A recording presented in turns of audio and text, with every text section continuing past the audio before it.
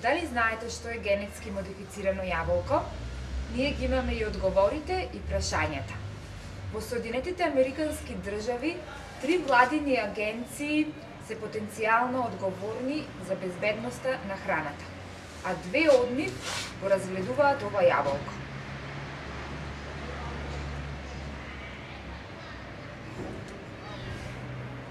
Кој ќе ни каже што е генетски модифицирано јаболко?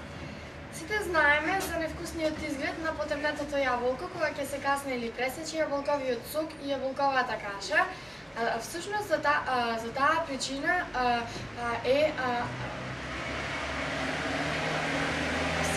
за таа појава е одговорен ензим кој во негово присуство се случува потемнување на јаболкото. Тоа значи дека при повреда на неговите клетки јаболкото потемнува. Генетски модифицираното јаболко е исто со обичните јаболка, но генетски модифицираното јаболко не потемнува кога ќе се касне или пресече. Научно тоа се прави во лаборатории и многу едноставно, така што се исклучува генот кој предизвикува потемнување на јаболкото, а за тој ген е одговорен ензим кој во негово присуство се случува потемнување. Наместо тој ген се вметнува нов ген кој не предизвикува потемнување. Со сите други особини, генетски модифицираното јаболко е исто со другите јаболка, а разликата се воочува кога ќе се касне или пресече. Дали ни се неопходни генетски модифицираните јаболка?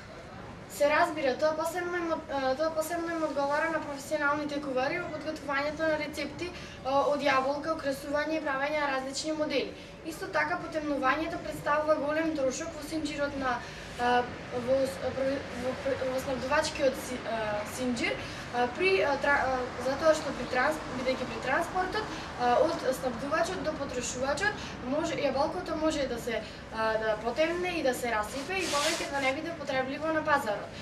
Но со генетски модифицираните јаболка не може да се дојде до такви промени и затоа генетски модифицираните јаболка ни се неопходни. Дали генетски модифицираното јаболко е безбедна храна за јадење? Да, безбедна храна е. Затоа што тоа е исто како и обичното јаболко, исто се сади, исто се одгледува, но само кога ќе го пресечеме потемнува.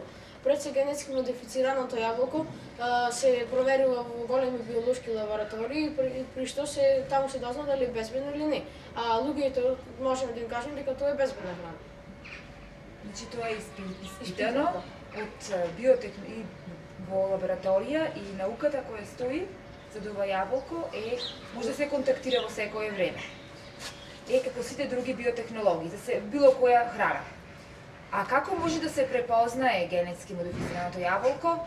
Односно, како се разликува од обичното јаболко? Генетско модифицираното јаболко од обичното јаболко се разликува со тоа што обичното јаболко, например, кога ќе се касне, пресече или украсва на торта или други работи, тоа потемнува. А за разлика од модифицираното јаболко. За разлика од генетски модифицираното јаболко, тоа кога ќе се касне, пресече, стави на украс во салата, во торта, тоа не потемнува, има пријатен вкус, пријатен мирис и попријатен изглед, од разлика од обичното јаболко. И уште сакам да дополнам, со генетско модифицираното јаболко се спречуваат некои крвни болести, срцеви и други. Така, точно. Каде може да се најди и каде го има ова генетски модифицирано јаболко? Регулативните процеси се уште не се завршени во Америка и Канада, но наскоро во средината на 2013 година тие процеси се надеваме да го завршат и во 2016 да почне да се продава генетски модифицирано јаболко на пазарите во подобни количини. Како ќе го припознаеме на пазарот? Генетски модифицираните јаболка се потполно безбедна храна. Заради сигурност, иако не постои закон, ќе бидат означувани на пазарите и на другите места. Например, на бебешките кашички, доколку постои повеќе од 5% во него генетски модифицирана храна, ќе биде означено со лого, а доколку не постои, нема да биде означено. Како ќе знаеме дали луѓето, например во Македонија, би сакале да купуваат и да јадат генетски модифицирано јаболко? Едноставно може да се каже дека интересот на луѓето од денешницата не е многу голем, но со претходно запознавање за карактеристиките и особините на генетски модифицираното јаболко и со преку информирање, дебатирање и разговори со нив, ние ќе им докажеме дека тоа е безбедна храна и дека тие ќе може да прифатат нешто убаво, здраво за јадење. Дали генетски модифицираното јаболко затоа што не потемнува, дали тоа е знак и може да маскира некои оштетување и стари, односно дали може да се препознае кога е старо, оштетено? Баш напротив, генетско модифицираното јаболко всушност го леснува откривањето на вашето јаболко. Езимското покафенување всушност е поразлично од гниењето и расипувањето и таквите генетски модифицирани јаболка се исти како другите јаболки. Значи баш напротив, тоа многу полесно кај него може да се открија неправилности или оштетувања, така? Гниење. Така. Кои се хранливите состојки на јаболкото, на ова јаболко? А кои се? Кој друго јаболко? Генетски модифицираното јаболко идентично со обичното јаболко. Тоа е исто како обичното јаболко со маса од 154 грама, има форма на топка на бейзбол.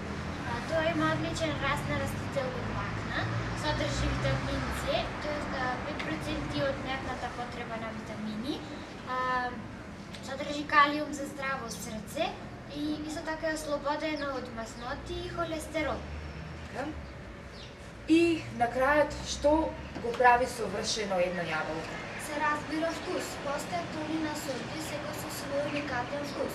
Вкусовите на вашата омилена сорта можат да се разликуваат доста. Свежина. Никој не сака меко, кашесто и овеното јаболко, а кога јаболкото е цврсто и мазно, сите го оценуваме идеално како свежо и вкусно.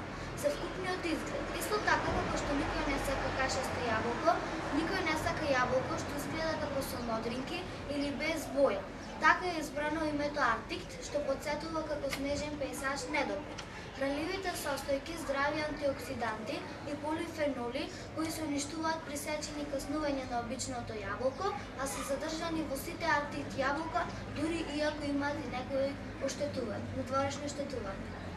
И за крај, И затоа уште нешто?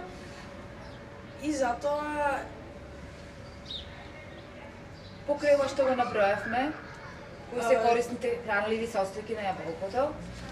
Калиум, влакна, носи до борон.